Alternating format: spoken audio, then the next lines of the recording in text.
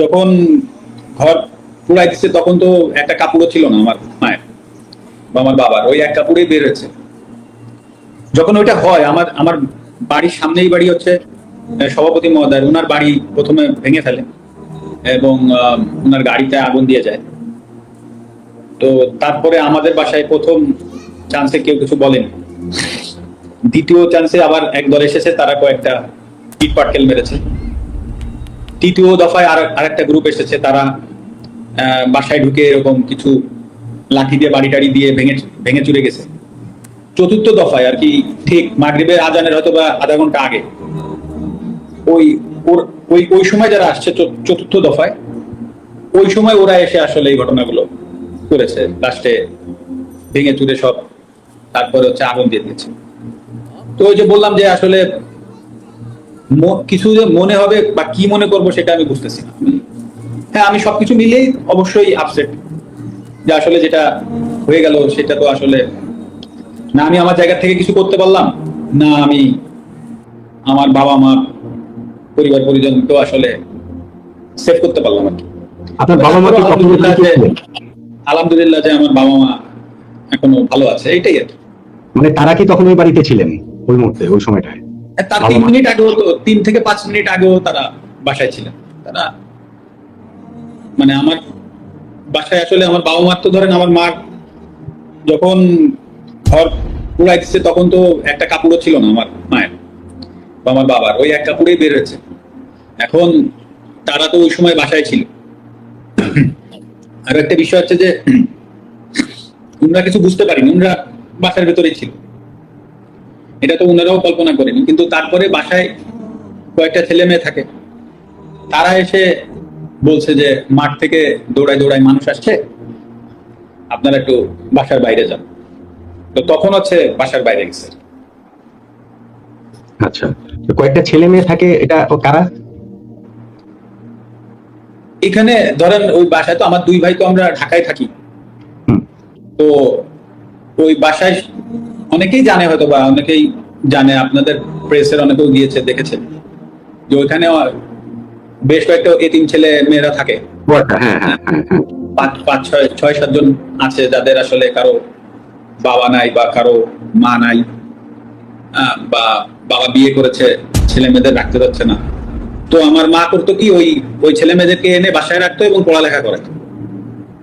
তো ওই ছেলে মেয়েগুলো এখন আসলে ইনসিকিউর হয়ে গেল। এখন তাদের, এখন তো ধরেন বাসায় তো এখন কেউ থাকার সুযোগ নাই, সেখানে ওদেরকেও বা আসলে কিভাবে রাখবো বা কি করবো, এখন কিছু না কিছু করতে হবে। এখন দেখি, তো ওরাই আসলে তো আমার বাবা মাকে দেখেই রাখতো, ওরাই আমার বাবা মাকে টেনে ঘর থেকে বের করে নিছে। মানে হুট করেই মানুষ এটা করে ফেলেছে আমার কাছে মনে হয় না, কারণ ক্ষোভ হওয়ার মতো কোনো কোনো কাজ আমি করি নাই, সুতরাং আমার কাছে এটা মনেই হয় না যে কোনো ক্ষোভ থেকে করেছে। আবার থাকতেও পারে, আমার কাছে মনে হয় না। আর আমি যে বাড়িটা নড়াইলে আমার মাকে করে দিয়েছিলাম 2000, যেটা বলছি বারবার, 15 সালে, তো জানি সেই বাড়িটা তো এখন আর নাই, এখন তো ভেঙে চুরে শেষ করে দিয়েছে।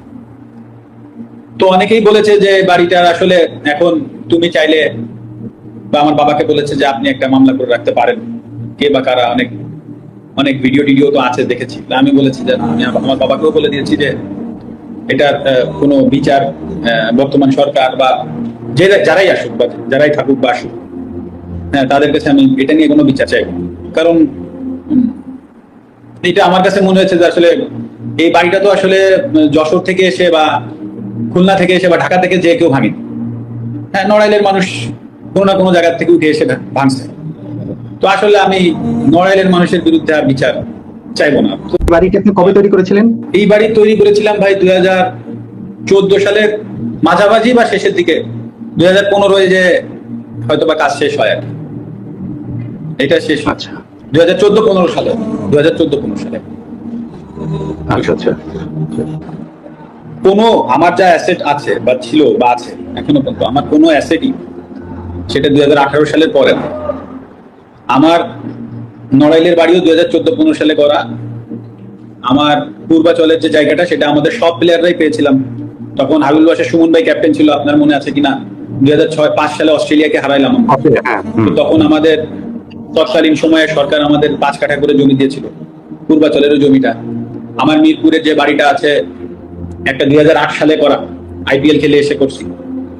আর যেটায় আমি থাকবো আর কি, সেটা আমার 2015 সালে বা 15 সালের মাঝামাঝি সময় আমার করা। সে বাড়ি এখনো আমি উঠতে পারিনি, মানে প্রক্রিয়াধীন 8-9 বছর ধরে।